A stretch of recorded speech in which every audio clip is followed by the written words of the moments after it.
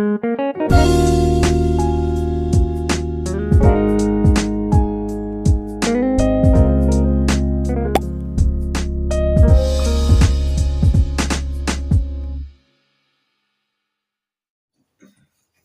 guys, good morning. Good morning po ba? Hindi na good morning eh. Okay, tuyo yung ating hair.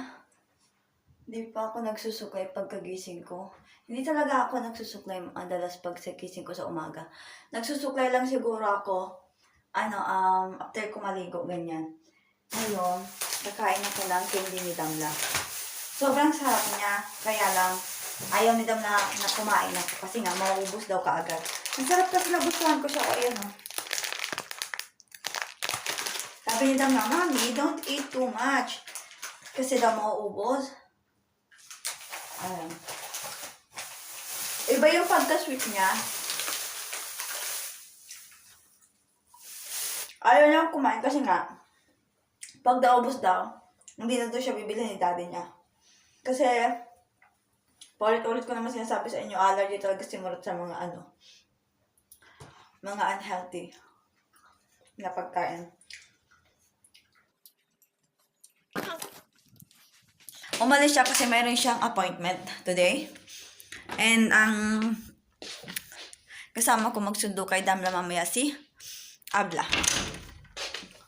At napaaga na yung yung uwi nila Damla, yung dati 2:45. Ngayon 2:20 na lang. So kailangan kong i-message si Abla. Kasi kaka-message lang nung ng teacher na gano'n na nga yung uwian. Hi guys, good morning. Nagkakape ako, ma'am. Konti lang. Ang ating, ano bang tawag dyan? Hindi ko alam eh. Pero ito. Kumain na ako kanina. Kain ito. Kuhanin ko yung pinaka. Ayan, malaki. Ginawa ko ito kagabi. Tapos, binabulburan ko siya. Papadala ko din sila sa school. Ayan.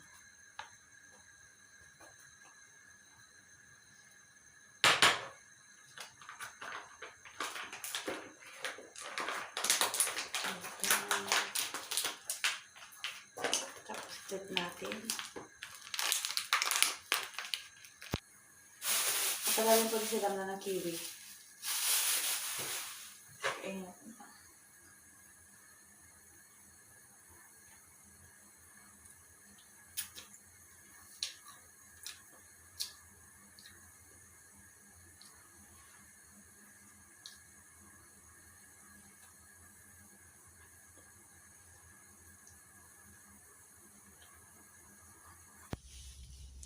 Hi guys, dito kami sa Jera pa siya. May appointment kasi si Murat. Sobrang saglit lang naman yun. Sobrang tagal namin nagpaikot-ikot kasi wala kami mahanap na na mapapagparkingan. Sobrang hirap kasi punong-puno talaga. Tapos, alam mo yung nagkakaanda, pa sila tawag doon, nagkakanda buhol-buhol pa kasi nga may papaatras, may papupunta, hindi ka makakaatras kasi mayroong nasa unahan. Yung ganon, so no choice kami. Dito kami nagpark sa umalis na dito yung isa. Kaya dito din kami naglagay.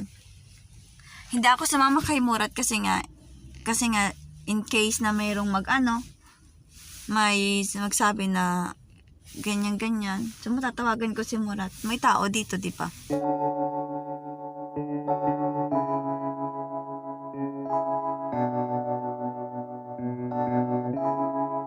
Feels like love, Cupid made a shot straight into my heart. Now I'm falling fast and my world's expanding. Feels like love, even though we're kinda nervous. Together we'll be strong. I don't know for sure, all I know. Didn't know what hit me when we started. I was shaking electric, trying to stay calm and collected. On that summer afternoon, sunlight. We were riding till midnight, yeah. You said, do you wanna go out sometime? I said, girl, you read my mind. Oh, yeah. Then came the rush of butterflies, trembling and building up from deep inside. Feels like love. Cupid made a shot straight into my heart. Now I'm falling fast and my world's expanding. Feels like love, even though we're kinda nervous. Together we'll be strong. I don't know for sure, all I know, this feels like the sweetest breath of air. Oh yeah, it's amazing. At the same time, how you take my breath away. Oh yeah, can't explain. Ooh. You said, do you wanna go out sometime? You don't have to tell me twice. Oh yeah. Then came the rush of butterflies, trembling and building up from deep inside. Feels like love. Cupid made a shot straight into my heart. Now I'm falling fast and my world's expanding. Feels like love, even though we're kinda nervous. Together we'll be strong. I don't know for sure, all I know, this love is blossoming between us in yellow and indigo. Huwag na magganun. Kasi laging mali. So, andito ako para kuunin yung mathematics na books ni Damla. Hindi pala books. Notebook. Ano ba tawag doon? May tawag doon eh. Nandito kasi kailangan din kasi yung mathematics mga guys. So, ayan. Hindi ko na kailangan itaas pa. Kasi yung mga gamit ni Damla, nandito yung mga notebook niya. So, ayun, baba ko nga yung mga ito. Ngayon, nag-message kasi kahapon yung teacher ni Damla na about sa mga book, sa mga notebook, ganyan. Kasi nga, second, basta ganon, ayun na sila. Ang sa grade 1 talaga, mga nagpa-practice sa pagsusulat, ganito yung gamit. Ang tawag dito ay Güzel Yazıcı. Basta notebook siya guys, ayan. So, ito yung gamit nila. Para merong yung mga bata, pag big letter hanggang dito, pag small letter, itong hanggang yellow lang sila. So ngayon, nag-message yung teacher na tapos na yung trabaho ng notebook na ganito sa kanila. So, kailangan ng gamitin ng mga bata ay ganito na, normal na notebook na. Tapos ayaw din ng teacher na na yung may tawag dun eh. Basta yung mabilis lang mapunit. So, ito. Ganito yun na yung gagamitin. Nailabas ko na yung isa. Ngayon, nakalimutan ko lang ilabas. Ito din. Mayroon din yazı defteri. Ito sayang to. Kasi hindi naman to nagamit ni Damla. Kasi tatluhan yung ito. Malilito si Damla dito. Ayun o. 1, 2. Nauutot ako. Basta ayan. Tapos, itong kanyang beyaz tahta kalemi. Basta. Para sa whiteboard, ganyan. Tapos yung mga pencil niya, mabilis silang maubusan ng pencil eh. Mapudpud. Tapos mga, mga pang dikit niya. Tapos ito sobrang nahingi. Yung teacher nagsabi na kailangan na din gumamit ng mga bata ng red pencil. Sobrang kailangan na kailangan dito guys sa Turkey ng sobrang important ito sa kanila. Sa school na mayroon ka na red pencil, bukod pa sa normal na pencil. Tapos, ito din ay lalabas ko kasi kailangan na to. Ayan. Ilalabas natin to guys. Ito, mayroon na yung isa eh.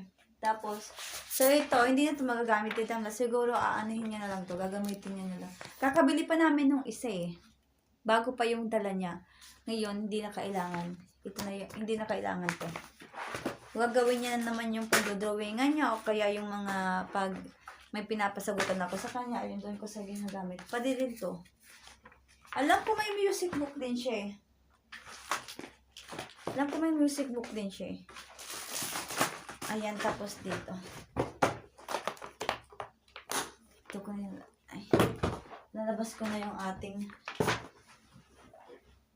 ang tigas. Ayan. Alam ko talaga may music book.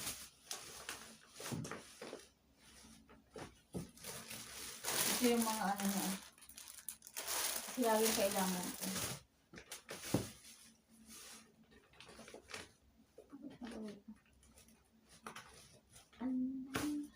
And then, ganito din yung ginawa ko mga guys, oh.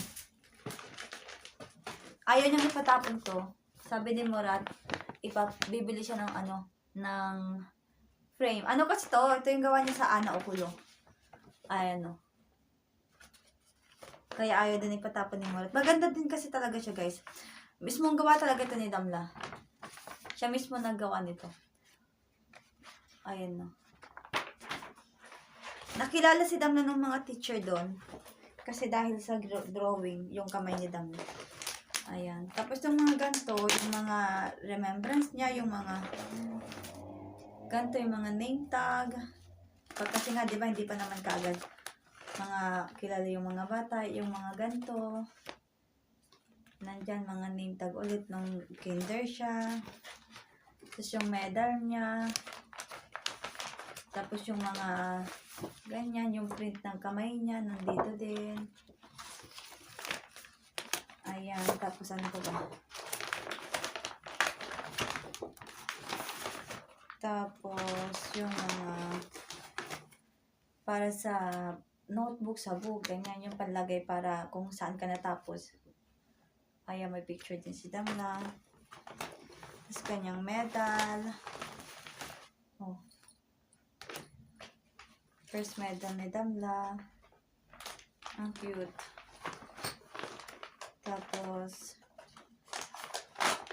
ayun lang. Ayan, yung dalawang notebook ni Damla. Tapos yung nilabas ko na red pencil. Ayaw ni Damla gamitin, guys. Yung binigay sa kanya ng kanyang tito. Sabi niya, I don't like it because it's blue. I'm not a boy. Ayan yung mga papel. Ang dami yan, guys. Mukha lang kaunti. Kasi, pero maninipis kasi, diba? Ayan. Ang dami niyan. From, ano niya, kinder niya. Ayan. Tapos yung iba, sa sa homework niya. Ay, yung homework pala, wala dito. O wala pa dito yung mga pang, niya, yung grade 1 niya. Puro to, mga, okul niya, mga kinder niya. Ito pa yung nag-daycare siya. Ayan. Nandito pa lahat. Ayan. Tapos yung iba nga wala pa dito kasi sa ilalim yung iba. Ngayon, ayan. So, ayan. Ayaw pa ipatapon ni Damla kaya dyan muna. At ito na yung ating Lama John mga guys. 18 pieces yung nagawa tapos binigyan namin ng 4 si Anne. Tapos yung mga kapatid pa ni Murat.